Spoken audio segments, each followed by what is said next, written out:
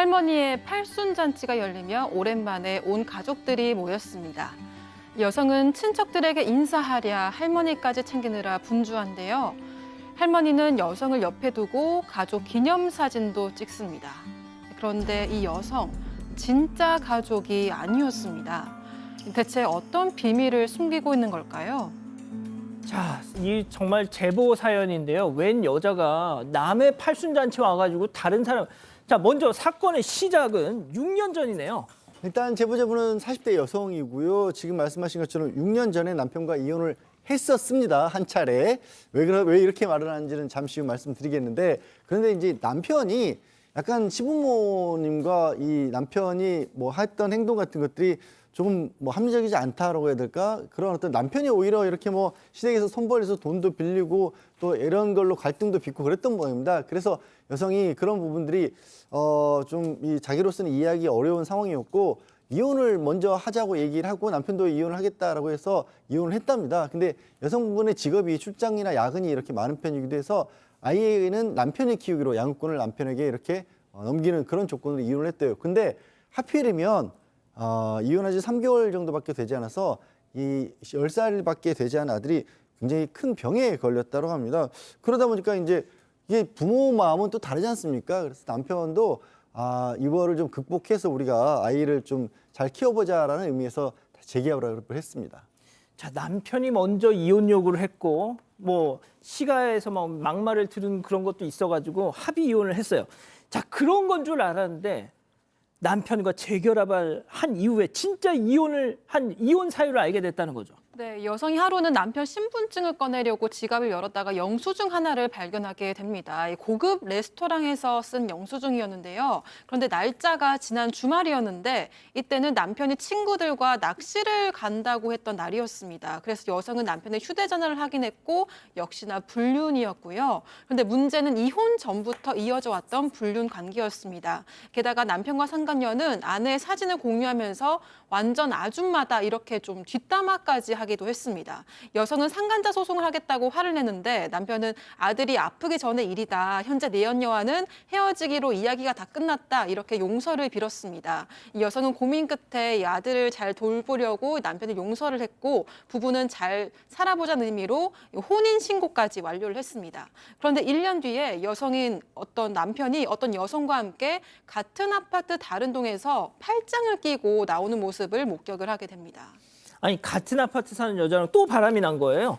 그게 아니고요. 예전에 그 헤어지겠다던 그 여자랑 헤어지지 않고 만난 거예요. 근데 더 황당한 것은 그 이혼하고 재결합했던 그 3개월 사이에 이 여성네 근처로 이 남편이 이사를 온 겁니다.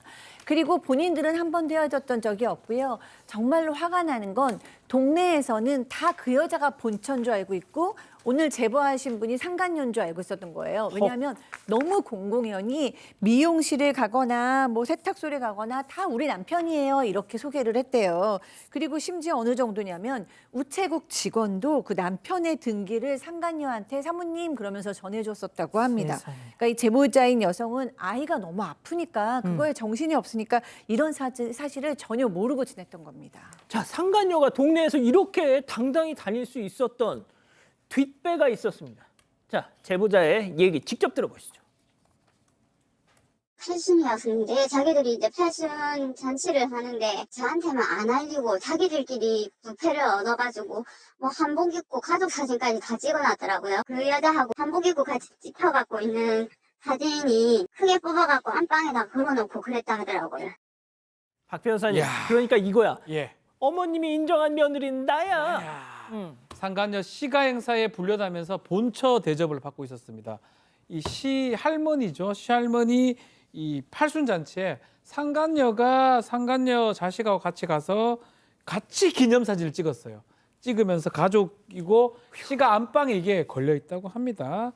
예전에 이제 이혼할 때 이 여성이 시부모하고 돈 문제 때문에 좀 안 좋게 하게 됐고 그것 때문에 시가 식구들이 이 여성을 좀 무시했다고 합니다.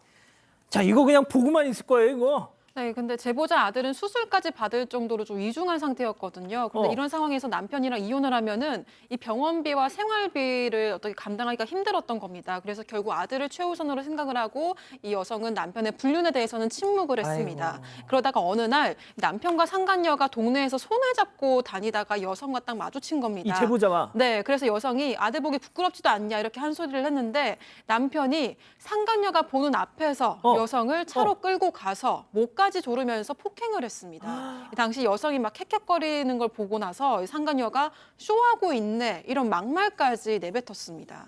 세상에 목을 조르면서 폭행을 해서 당연히 숨이 막혀서 했는데 그걸 쇼하고 앉았다고요? 예, 거기서 그치질 않고요. 이 상간녀가 아내를 가리켜서 사기꾼이라고 이렇게 조롱하고 그러고 다닌다라고 동네에서 남편 나름대로 뭐 저 여자가 나 원하지도 않는데 자기 마음대로 혼인신고를 해버렸다.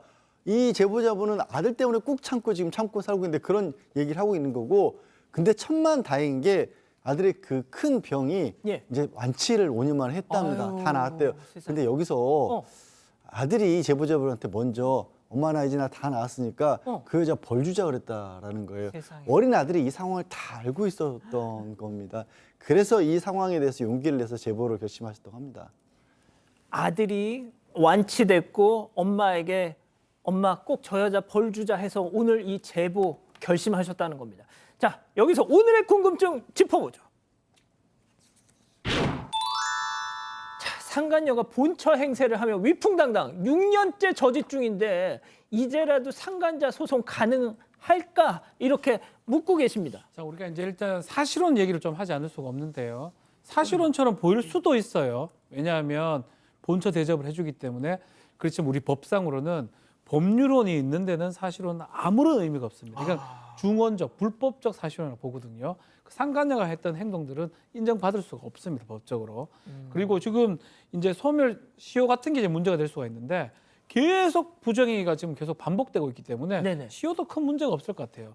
손잡고 가고 왔다 갔다 하고 원래 같으면 있는 날로 3년, 안 날로 3년 뭐 이런 제한들이 있는데 그 제한도 사실 없다면 남편하고 이 상간녀한테 손해배상 소송도 가능할 것으로 봅니다. 자, 양 변호사님. 네, 마찬가지로 이제 박 변호사가 한 얘기는 뭐냐면 원래는 이게 상간자 소송이라는 것도 결국 불법행위 소송이거든요. 그래서 시효가 있는 건데 한 번에 끝나지 않고 계속 이어지고 있지 않습니까? 그렇기 때문에 문제가 된다, 충분히 이제 손해배상 청구 소송을 할 수 있다라고 하고요. 저거는 사실 이게 다른 게 아니라 위자료와 같이 그냥 병행하는 개념이라고 보시면 돼요. 남편에 대해서는 위자료 청구를 할 수 있는 거고 그 여자에 대해서는 이제 손해배상 청구를 하는 거고요. 그렇기 때문에 이혼 지금 아들이 지금 다 알고 있었고 아들도 알 정도면 법원에서 누구 손을 들어주겠어요? 저는 뭐 답은 이미 나와 있다고 봅니다. 일단 법적인 거는 고민 안 하셔도 될 것 같아요. 자, 교수님. 아, 네. 저는 맨 처음에 이 남자가 이 여장이랑 왜 다시 재결합을 했을까라는 생각이 들었어요. 그랬더니 아픈 아이 돌보라고 한 거죠. 네, 아픈 아이는 엄마만이 잘 돌볼 수 있고 본인은 이제 바람도 펴야 되고 뭐 재산도 빼돌려야 되고 그리고 또 하나는 정말 그 엄마의 그 아들이다. 그 할머니도 기본 도리라는 게 있는데 나중에 이 손자를 어떻게 보시려고 이런 행동을 하십니까? 결국에는 이 손자까지도 분노를 갖지 않고 다 알고 있기 때문에 이 할머니와 아버지가 용서받을 길은 없을 것 같습니다. 그렇군요. 자, 우리 가족 여러분들은 뭐라고 하시나요? 네, 이경진님 저 사람들 악마네요라고 하셨고요. 허브님 저 남자 못됐습니다. 아빠도 아닙니다라고 하셨습니다. 와, 진짜 오늘 전해드린 소식들이 다 정말 숨이 턱 막히는 내용들만 있었습니다. 가족 여러분, 여러분들의 구독이 사건 반장의 힘이 됩니다. 구독과 좋아요 부탁드립니다.